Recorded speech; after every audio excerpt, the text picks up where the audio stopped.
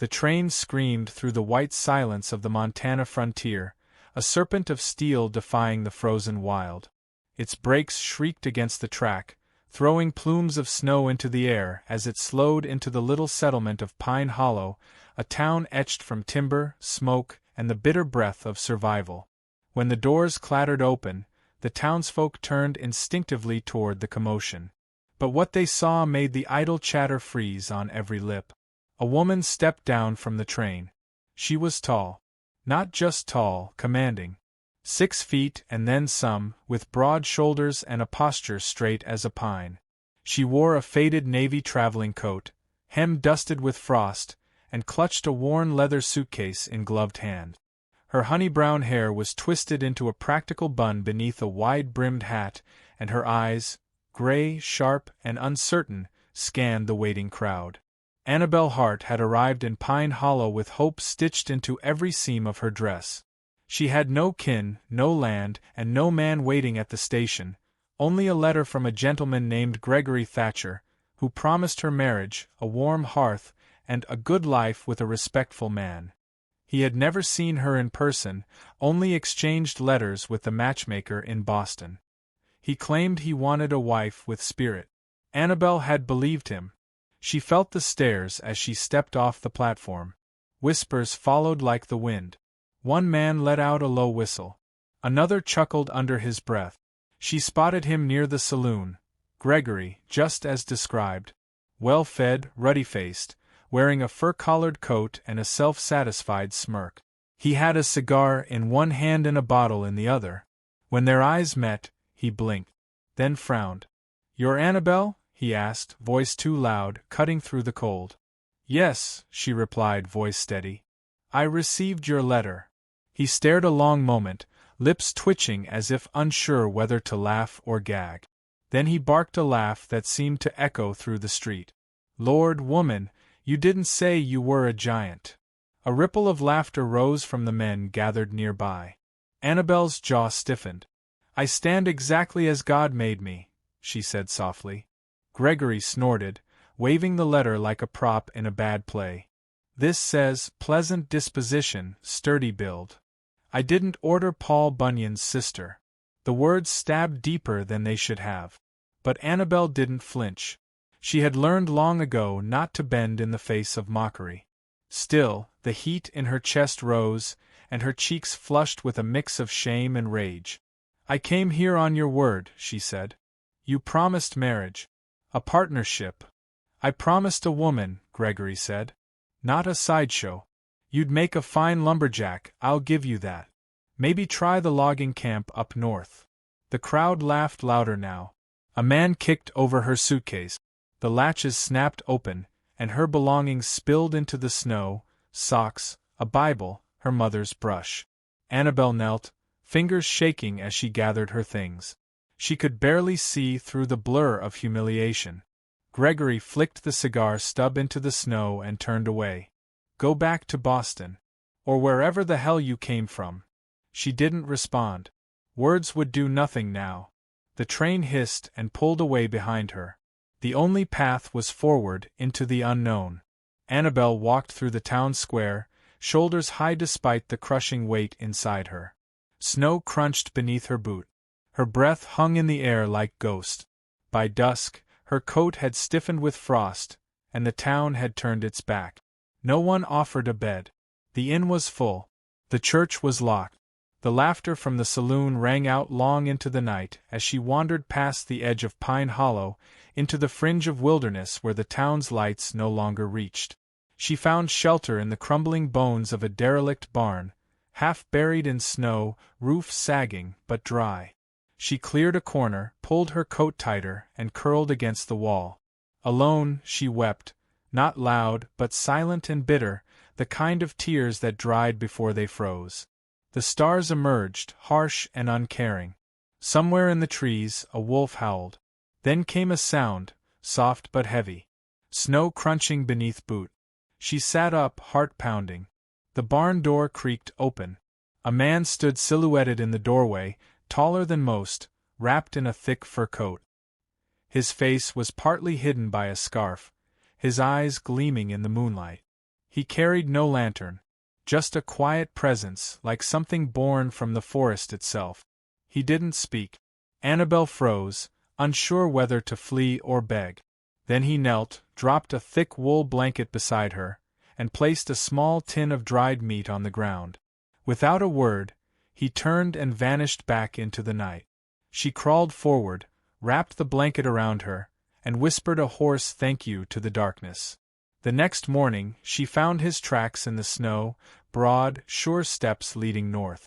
She followed them past the frozen creek, up a narrow trail between the trees, through a stand of tall pines that whistled in the morning wind. Hours passed. Just as she began to falter, smoke appeared in the distance. A camp. Dozens of men moved like ants around great piles of timber. Sawdust filled the air. Hammers clanged. Horses neighed from the paddock. This was the lumber camp Gregory had mocked her toward. The men turned at the sight of her, surprised, wary. Few women ventured here. None like her. She kept walking. And then she saw him, the stranger from the barn. He was taller than she remembered. Massive, really. He wore no coat now, only a rough wool shirt, sleeves rolled high. His arms were corded with muscle. He chopped wood with a rhythm that made the earth seem to move. Their eyes met. Recognition flickered in his expression, but he said nothing. "Thank you," she said. He nodded once and returned to his work. Later, an older woman named Daisy, cooking over a cast-iron pot near the bunkhouse, called her over and offered soup. "You're the girl he found last night," she said. "Sawyer doesn't usually help folks." "Is that his name?" Annabelle asked. "Foreman of this camp," Daisy said. "Keeps the men in line. Keeps the wolves out. Keeps mostly to himself." Annabelle glanced back at him, watching as he felled a log in 2 clean swings. There was no wasted movement. No showmanship. Just quiet power. Daisy handed her a blanket.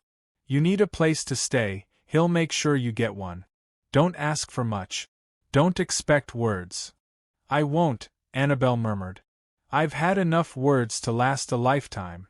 That night, she sat by the fire outside the cookhouse, eating slow, savoring warmth she'd almost forgotten. As the stars returned to their perch above the pines, she heard heavy boots behind her. Sawyer stood there, hands empty, eyes unreadable. Then he crouched beside her, took a knife from his belt, and began carving something from a piece of cedar. Not a word passed between them. Just the gentle scrape of blade on wood and the crackling of flames. When he left, he placed a small log in her hand, etched with one word. "Stay." And for the first time since she stepped off the train, Annabelle felt the warmth of something stronger than fire. Belonging. Or perhaps the beginning of it. Morning crept slowly across the pine-wrapped horizon, casting golden light through the fog of sawdust that blanketed the camp. Annabelle stood by the fire pit, arms folded across her chest, watching the men stir from their bunks like restless bears. The timber camp awakened with a predictable rhythm. Hammers clanked, horses snorted, and gruff voices barked instructions over the groan of wagons. But something had shifted. The men stared less openly now. The laughter that once chased her steps had faded into awkward silence. She'd earned her place not through words, but through relentless effort, hauling buckets, chopping kindling, patching seams in torn gloves, washing dishes even in the icy creek. She asked for nothing and gave more than most expected. And always Sawyer was there. Not beside her, never intruding, but never far. He moved through the camp like a mountain shadow, solid, unwavering, silent. He rarely spoke to anyone unless the work demanded it, and even then, his orders came as nods and gestures, not raised voices. But when he passed Annabelle, there was a brief flicker in his eyes, acknowledgement, respect, something unspoken that neither dared name. One afternoon, as the sky churned with snow-heavy clouds, a task arose that changed everything. A wagon, overloaded with cut lumber, had veered off the frozen trail down near Bear Gulch. The driver, a young greenhorn named Eli, was missing, and the storm promised to bury any sign of him if they waited. Sawyer assembled a crew but paused when Annabelle stepped forward, hat pulled low and eyes defiant. "I can handle myself," she said. No one else spoke. Sawyer studied her, jaw tight. Then, without a word, he tossed her a pair of snowshoes. They left before the first flakes fell, 5 figures pressing north through wind-blasted trees. Branches creaked overhead, the forest groaning like some ancient thing disturbed from sleep. Visibility shrank. Soon, the world was reduced to the crunch of boots and the hiss of wind through frozen needles. After hours of trudging, they found the wagon, its wheels shattered, logs scattered, and no sign of Eli. They split up, calling his name into the white void. Annabelle headed toward the ravine, heart pounding as her feet slipped along the ice-slick path. She hated how loud her breath sounded. She hated how alone she felt. Then, faintly, a groan. She followed it, stumbling through a curtain of frost-covered branches, and found Eli half buried in snow beneath a ledge, leg twisted, blood soaking his trousers. She dropped to her knees. "I've got you." His eyes fluttered open. "Didn't think anyone would come." She wrapped his leg, dragged him free, and began pulling him back on a makeshift sled fashioned from bark and rope. But the snow thickened into a blizzard, and the trees disappeared. She kept going, arms burning, face raw from wind. She never heard Sawyer approach, only felt the sudden strength of hands lifting Eli from the sled, hoisting him across broad shoulders. Together, they made it back to camp. Eli would live. That night, as Annabelle sat by the fire, Sawyer placed a steaming tin of coffee beside her. He remained silent as always, but his presence was different, warmer, almost tender. They sat in companionable stillness until the fire burned low. Then, softly, he spoke. "You didn't have to go after him." "I couldn't stay behind," she replied. "I've stayed behind enough." A long pause stretched between them. "My mother was tall," Sawyer said at last. "Strong, too. Men mocked her same as they mock you." Annabelle turned, surprised by the vulnerability in his voice. "She worked this land when my father died. Alone. Taught me to read the trees, how to keep wolves out, how to speak without shouting." Annabelle swallowed, unsure what to say. Instead, she simply nodded. "She would have liked you," he added. That quiet confession echoed louder than any declaration. In the following days, the distance between them shrank, not with grand gestures or declarations, but in quiet rituals. Sawyer brought her wood shavings for kindling. She mended his gloves. He cleared snow from her cabin's path. She left dried herbs in his tea tin when he wasn't looking. One evening, a fight broke out near the bunkhouse. A few men, bitter drunks and used to discipline, lashed out, accusing Annabelle of seducing the boss to win favor. They shoved her hard into the snow, fists clenched, rage flaring. But before the second insult left their lips, Sawyer was there. He didn't raise his voice. He didn't need to. His fist cracked like thunder across the first man's jaw. The second went down just as fast.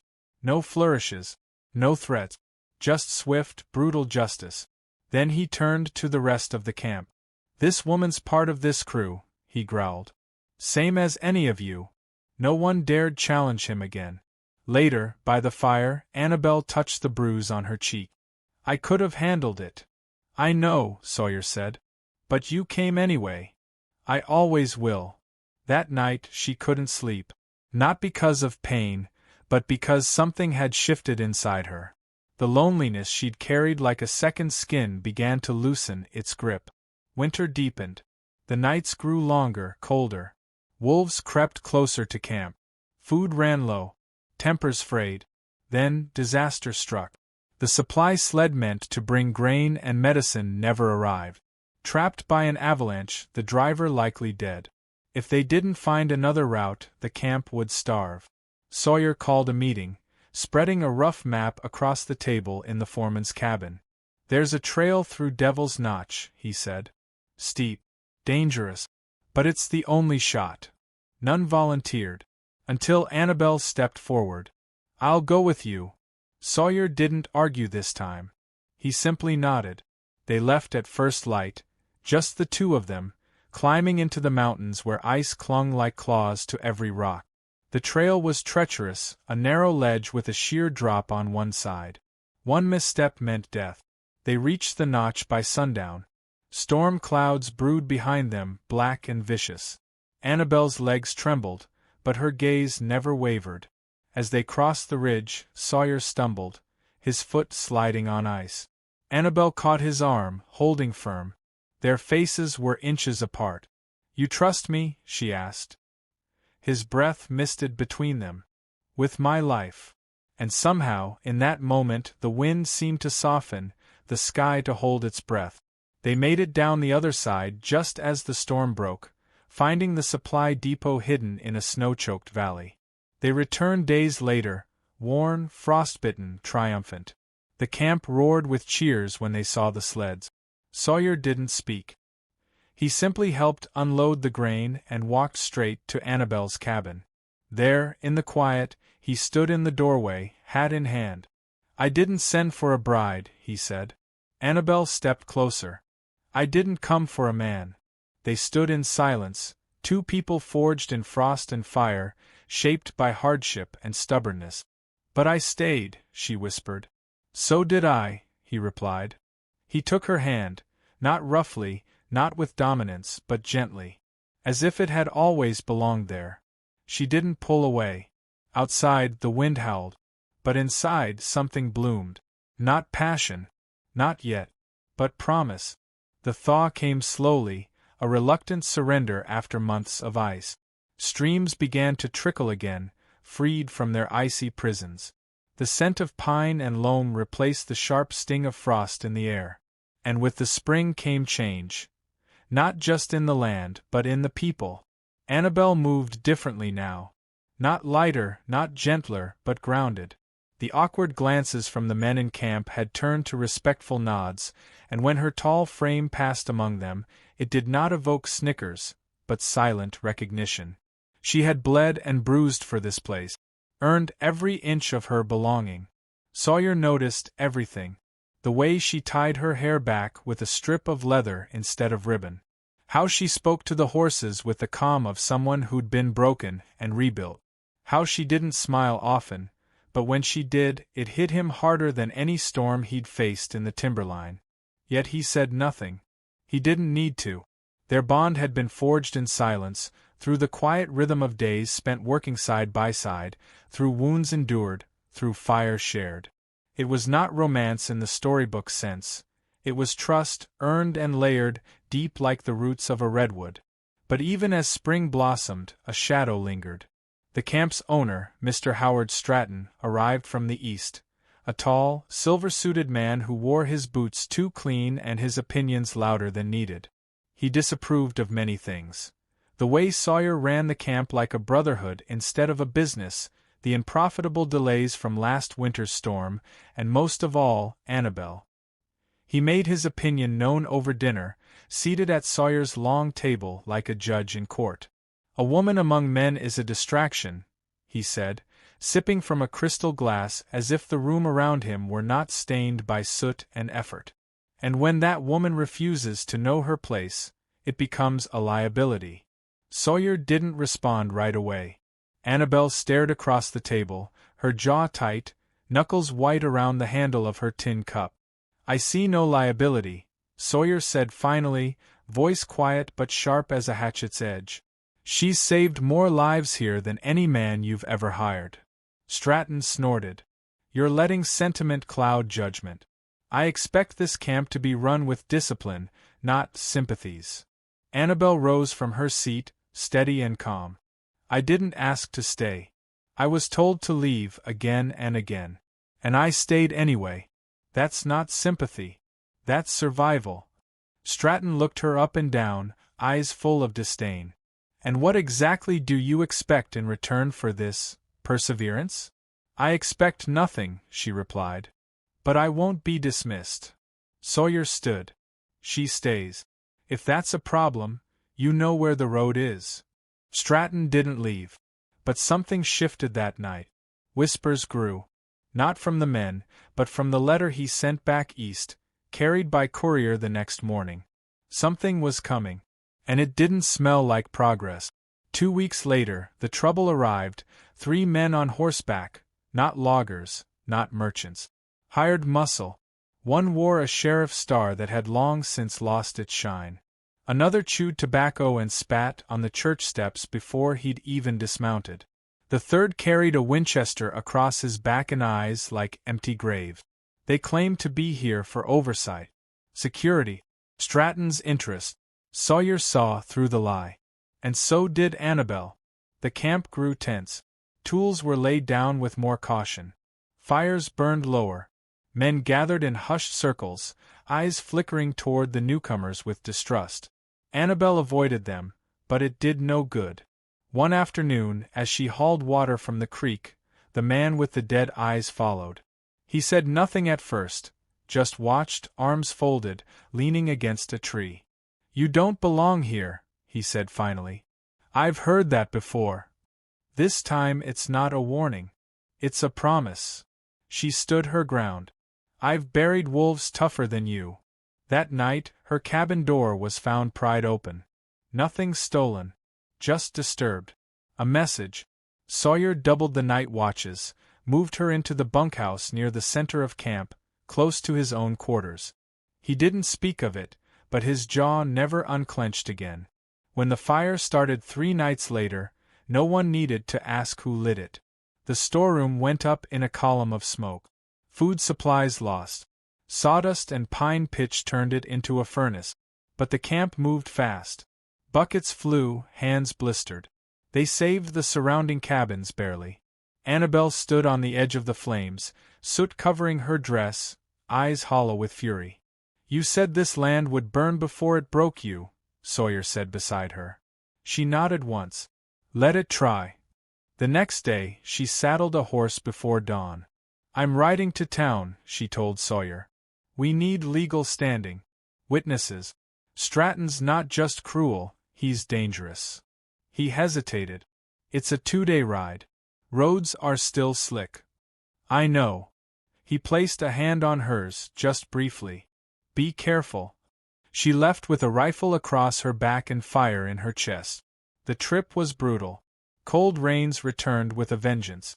The mountain pass flooded. Her horse slipped once, nearly tumbling into the river. But she pressed on.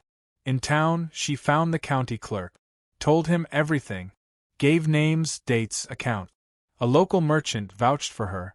He'd seen the men arrive and heard talk in the saloon. It was enough. She rode back with a deputy and a signed writ. But the camp she returned to was not the one she'd left. The sheriff's man had staged a mutiny. Stratton, red with fury, had ordered Sawyer relieved of duty and placed the hired guns in charge. Half the crew resisted, were beaten for it. Sawyer had been tied to the hitching post, wrists bloodied, eyes swollen shut. Annabelle dismounted and walked into the chaos like a storm wrapped in denim and mud. "Let him go," she said. The hired sheriff sneered. "Or what?" She raised the writ. "Or this camp becomes a crime scene. And every man here becomes a wanted felon." The deputy behind her cocked his rifle. Tension shattered like glass. Stratton backed down. So did the mercenaries. Sawyer was freed. The men rallied. The false sheriff was arrested. Stratton was escorted off the property by the very workers he once thought beneath him. By sunset, the camp was theirs again. Later, as the fires were stoked and the air filled with the scent of stew and sap, Sawyer sat beside Annabelle on the porch of the mess hall. "You didn't have to come back," he said quietly. "Yes, I did." He looked at her for a long moment, then reached into his coat. From the inside pocket, he pulled something small, worn, handmade. A ring, carved from pine root and polished smooth by hours of careful labor. "I've never had much to offer," he said. "But what I do have, I'd give you freely." Annabelle stared at the ring, breath-catching. "I didn't come here looking for a husband," she whispered. "I know. But I found one anyway." She took the ring. Not because she needed saving, but because she had found someone who knew she didn't. They sat together in silence as dusk painted the sky in gold and ash. The wind carried no threat, only promise. Tomorrow would bring new trials, new storms. But tonight they were home. The summer brought with it a rare stillness. The forest no longer whispered of danger, only of growth. Trees towered like sentinels above the lumber camp, their leaves shimmering in morning light. Birds nested undisturbed. Saw blades sang again, not with desperation, but with purpose. Annabelle stood at the edge of the clearing, the sun catching in her hair, a clipboard under her arm. Her frame still rose taller than most, her gait still firm, but there was something different now, an ease that had not been there before. She was no longer bracing herself for rejection. She was no longer waiting for the world to find her out of place. She had become part of it, and it of her. Sawyer watched her from across the yard, a subtle smile beneath his beard. The men had grown used to seeing them together, not as a novelty or scandal, but as a natural fact. Where one went, the other was close behind. They didn't speak of love often, didn't announce it, but it settled around them like pine smoke, always present, always warm. Yet peace never lingers long in such places. It began with a letter, delivered by stagecoach, addressed to Stratton but opened by Sawyer. Annabelle read it over his shoulder. Her fingers tightened around the paper. The company had sold the land. Not to another logging operation, but to a mining syndicate with no use for timber and less for people. The camp, the cabins, the work of years, it would all be razed within the month. The men were to be dismissed. No severance, no relocation. Just orders to vacate and a polite suggestion to seek opportunity elsewhere. Sawyer crumpled the letter, jaw clenched. Annabelle didn't speak at first. She walked outside, looked at the trees, the horses, the rows of boots drying beside the bunkhouse doors. "Is that it?" one of the loggers asked when word spread. "They just take it?" Sawyer didn't answer. Neither did Annabelle. Not immediately. But that night, over stew and silence, she stood on a bench and spoke. "You all know what we've built here. What we've fought for. Some of you shed blood to keep this place standing. It isn't just trees, it's home." The men listened, rough hands stilled on spoons and mugs. "We don't have the money to buy the land. But we have something better. Proof. Witnesses. A story the East Coast newspapers would pay dearly to print, how a syndicate tried to steal land from honest men and the woman who stood against it." Sawyer's brow furrowed. "You're suggesting we fight them with words?" "I'm suggesting we fight them with truth." It wasn't the fight the men had expected, but it was the one that mattered. Within days, letters were written, signed by every hand in camp. Testimonies drafted. Annabelle dictated by lantern light, recalling every injustice they had faced. Stratton's abuses, the arson, the threats. She named names. She told it all. Sawyer rode to the county seat with a saddlebag full of documents. Annabelle followed 2 days later, escorting an elderly cook who'd worked the camp since its founding. They testified together in front of a magistrate who listened without blinking.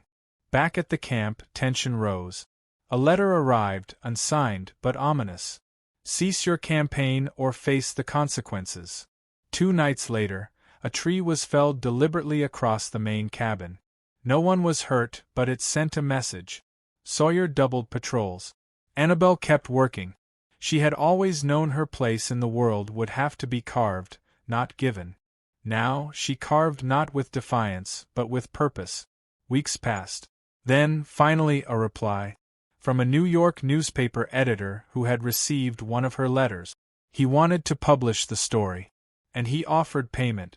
Enough to buy the land, if not the whole forest, at least the central camp, the heart of it. But the mining syndicate had other plans. Before the sale could go through, they sent a legal team with forged claims that the camp had been built on disputed property lines. They called in the sheriff. They threatened jail time. It was Sawyer who made the stand this time. He presented their papers, showed the judge sworn affidavits, and when the mining syndicate's lawyer accused Annabelle of forging evidence, Sawyer stood and, for the first time in public, said, "If you question her, you question me. If you want to silence her, you silence me too." The judge ruled in their favor. The syndicate's appeal was denied. Annabelle wept that night. Not from relief, but from exhaustion. So much had been lost. So many had been hurt. But something had been saved, too. A place. A purpose. A future. The next season, the camp reopened. Not as a timber outpost, but a cooperative. The men became co-owners. They elected Sawyer as foreman and Annabelle as administrator. She built a small schoolhouse at the edge of the clearing. Not just for children, but for grown men who had never learned to read. She taught them herself. The tall woman who once hid behind humility now stood with dignity. Her voice carried. Her words mattered. And though she still faced resistance, snide remarks from travelers, occasional jeers from passing drifters, she no longer flinched. Her height had once made her an outcast. Now it made her unmistakable, unmissable, unshakable. One late summer afternoon, she and Sawyer walked the ridge above the camp, watching smoke curl peacefully from chimneys below. He took her hand. She looked over, smiled faintly. "You ever think we'd end up here?" he asked. "No," she said softly. "But I think I was always walking toward it." He didn't speak again. He didn't have to. A breeze stirred the tall grass. Below, the clang of hammers rose, the laughter of tired men sharing bread. A world still full of hardship, yes, but one they had claimed, built, and kept. Annabelle turned toward Sawyer. She placed her hand on his chest, just above the heart. "We didn't survive just to exist," she said. "We survived to live." He nodded. And together they descended toward the camp. Toward the life they had made, not out of ease or luck, but out of grit, love, and a refusal to be erased. Their story wouldn't be found in textbooks or legends, but it would live on in every tree they spared, every soul they lifted, every woman who walked taller because Annabelle had once refused to shrink. So if you ever find yourself standing in the face of judgment, misunderstood and cast aside for what makes you different, remember her. The bride too tall to be chosen, who ended up exactly where she belonged. If this story moved you, don't forget to like, comment, and subscribe. Share this tale with someone who needs the reminder. Your worth isn't measured by others' standards, but by the strength you carry through the storm. Stay strong, and we'll see you in the next story.